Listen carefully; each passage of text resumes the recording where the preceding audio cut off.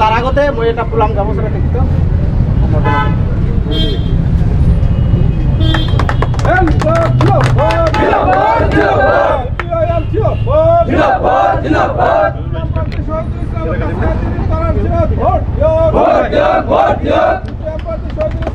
হয় আজি ভাৰতৰ মাৰ্ক্সবাদী কমিউনিষ্ট পাৰ্টিৰ কলগাছিয়াৰ যি নিৰ্বাচনী কাৰ্যালয় সেই নিৰ্বাচনী কাৰ্যালয় উদ্বোধন কৰিলে CPIMৰ অসম ৰাজ্যিক কমিটিৰ সম্পাদক শিৱপ্ৰকাশ তালুকদাৰ ডাঙৰীয়া তেখেতৰ পৰা আজি মই কিছু মন্তব্য ল'বলৈ প্ৰয়াস কৰিম কি ক'ব আজি কলগাছিয়াৰ ভাৰতৰ মাৰ্ক্সবাদী কমিউনিষ্ট পাৰ্টিৰ নিৰ্বাচনী কাৰ্যালয় উদ্বোধন কৰিলে মই প্ৰথমতে এটা কথা ক'ম যে কালি কাশ্মীৰৰ পেহেলগামত যি জঘন্য হত্যাকাণ্ড সংগঠিত হ'ল তাক আমি গভীৰভাৱে নিন্দা কৰিছোঁ আৰু যিসকলৰ মৃত্যু হ'ল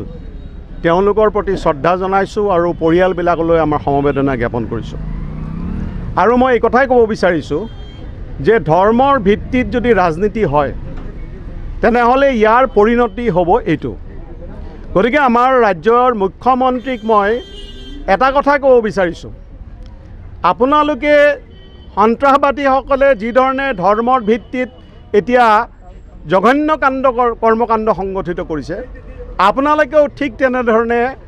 ধৰ্মৰ ভিত্তিত যিটো ৰাজনীতি সংগঠিত কৰিছে ই অসমক কেতিয়াও আগুৱাই নিব নোৱাৰে এতিয়া পঞ্চায়ত নিৰ্বাচনৰ সময়তে আমি দেখিছোঁ যে মুখ্যমন্ত্ৰীজনে কিমান ঘৃণাসূচক বক্তব্য দাঙি ধৰিব ধৰিছে এফালে তেওঁলোকক মুছলমান মানুহৰ ভোট লাগে আনফালে কৈছে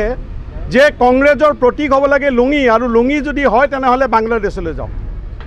এই ঘৃণা ভৰা ৰাজনীতি আৰু সন্ত্ৰাসবাদীসকলৰ ৰাজনীতিৰ মাজত আচলতে কোনো পাৰ্থক্য নাই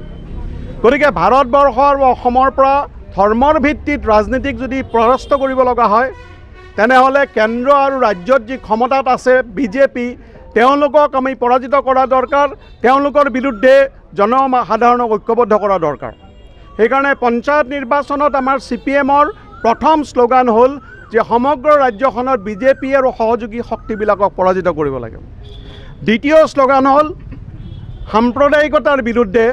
আৰু বিজেপি চৰকাৰে যি জনবিৰোধী নীতি গ্ৰহণ কৰিছে তাৰ বিৰুদ্ধে আপোচহীনভাৱে যুঁজ কৰা শক্তিটো হ'ল বাওঁপন্থীসকল CPM গতিকে CPMে য'ত য'ত প্ৰাৰ্থী দিছে এই জিলা পৰিষদত আমাৰ প্ৰাৰ্থী আছে সকলোৰে পৰিচিত আৰু জনপ্ৰিয় শহীদুল ইছলাম তেনেকৈ আঞ্চলিক পঞ্চায়তত আমাৰ প্ৰাৰ্থী আছে জুলহাছ তালুকদাৰ ইব্ৰাহিম মণ্ডল আৰু আজমিনা খাতুন তেওঁলোকক যাতে এই অঞ্চলত যিসকলে জানে তেওঁলোকে জানে তেওঁলোকক কোৱাৰ প্ৰয়োজন নাই যিসকলে ৰাজনৈতিকভাৱে সামাজিকভাৱে বস্তুবিলাক বিবেচনা কৰি ভোট দিয়ে তেওঁলোকলৈ আবেদন যে বিজেপিৰ বিৰুদ্ধে যুঁজখন কঠিন কাৰণ তাৰ পিছফালে আছে RSS গতিকে RSS নেতৃত্বাধীন বিজেপিক পৰাজিত কৰিবলৈ CPMৰ নিচিনা আদৰ্শনিষ্ঠ আৰু সদায় জনসাধাৰণৰ পক্ষে কাম কৰি থকা শক্তি এটাৰ প্ৰয়োজন ইয়াৰ কাৰণে CPMৰ প্ৰাৰ্থীসকলক জয়ী কৰিব আৰু সমগ্ৰ ৰাজ্যখনত বিজেপিক পৰাজিত কৰাৰ কাৰণে জনসাধাৰণ আগবাঢ়ি আহিব তাৰ কাৰণে মই আবেদন জনাইছোঁ ধন্যবাদ জনাইছোঁ CPMৰ অসম ৰাজ্যিক কমিটিৰ সম্পাদক শিৱপ্ৰকাশ তালুকদাৰ তেখেতে আজি কলগাছিয়াত উপস্থিত হৈ কলগাছিয়াৰ